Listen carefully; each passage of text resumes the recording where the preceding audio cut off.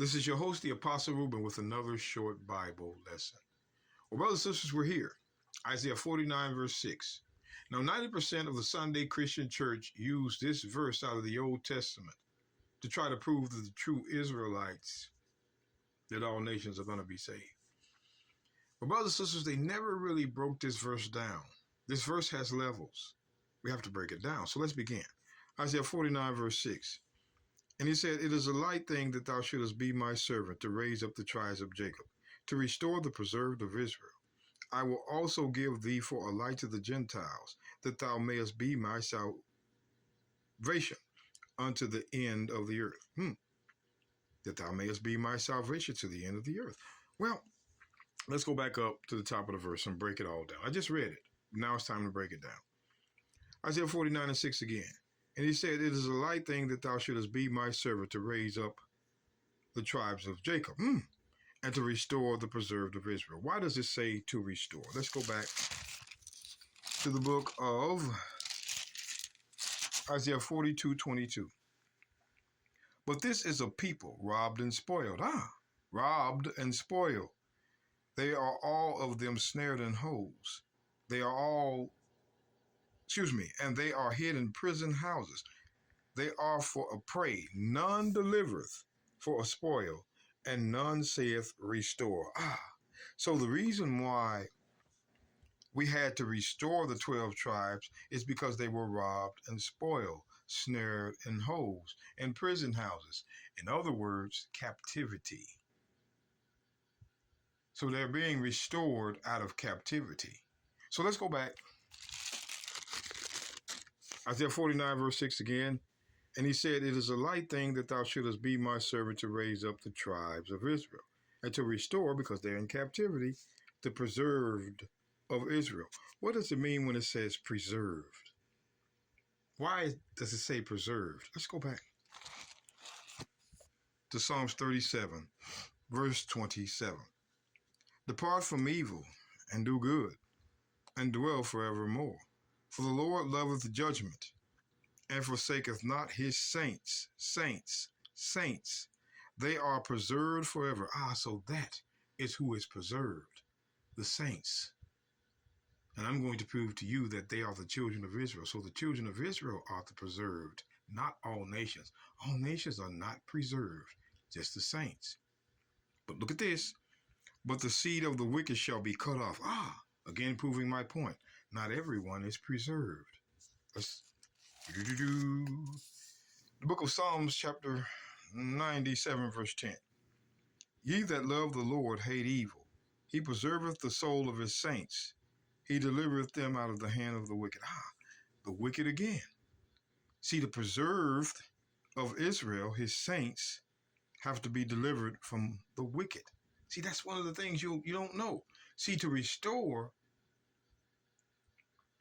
the preserved comes with teaching, having our people learn why they are in captivity up under the wicked. They just don't know it yet.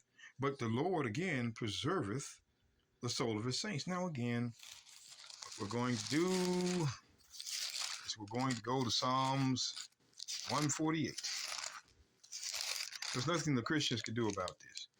Verse 14, "He also exalted the horn of his people, the praise of all his saints, even of the children of Israel," which means, indeed, the children of Israel, a people near unto him. Praise ye the Lord. So again, the saints are the children of Israel. Let's go down. Psalms 149 and 1. "Praise ye the Lord, sing unto the Lord a new song, and his praise in the congregation of the saints. Let Israel." Why? Because Israel are the saints. All nations are not the saints. So he preserveth the life of his saints. Again, what does that mean? What does it mean, preserveth? Let me make it easy for you, brothers and sisters. The book of Jeremiah 30. The book of Jeremiah, chapter 30, verse 11. "For I am with thee, saith the Lord, to save thee," or preserve, "though I make a full end of all nations whither I have scattered thee, yet I will not make a full end of thee." The Bible prophesies that every nation is going to end except Israel. That's why it says preserved, because the other nations are going to be ended. Not only did Jeremiah see this, let's go to Daniel. The book of Daniel, chapter 7. You Christian. The book of Daniel, chapter 7, verse 10. A fiery stream issued and came forth from before him. Thousands ministered unto him, and 10,000 times 10,000 stood before him. The judgment was set, and the books were opened. And I beheld then, because of the voice of the great horn, the words which the great horn spake, I beheld even till the beast was slain, and his body destroyed, and given to the burning flame. Nuclear destruction. See, Christians play this game. As concerning the rest of the beasts, which are kingdoms, they had their dominion taken away, yet their lives were prolonged for a season and a time, because eventually it's going to end for them. These Christians continue to think all nations are just going to last forever. No, that is not what the prophets saw. All right, let's go back. Isaiah 49, verse 6 again. And he said, it is a light thing that thou shouldest be my servant to raise up the tribes of Jacob and to restore the preserved of Israel, because they're the only ones going to be left. I will also give thee for a light to the Gentiles, that thou mayest be my salvation unto the end of the earth. Now, we're going to be a light to the Gentiles. But what is light? Pay attention now, brothers and sisters. The book of Proverbs, chapter 6, verse 23. For the commandment is a lamp, and the law is light, and reproofs of instruction are the way of life. So the law is light. So if you're going to be a light to someone, you have to know the law. Well, let's remember, just, a lot of people out here, they will not give up. They want to see it from the New Testament. Romans 2:18. And knowest his will, and approvest the things that are more excellent, being instructed out of the law, and are confident that thou thyself art a guide to the blind, a light to them which are in darkness. You're a light when you're instructed out of the law. You'll be teaching the law, but does this world teach the law? No. Flip it, brothers and sisters, flip it. Flip it. I want you to pay attention. Flip it now. Let's go back to Isaiah 49 and 6.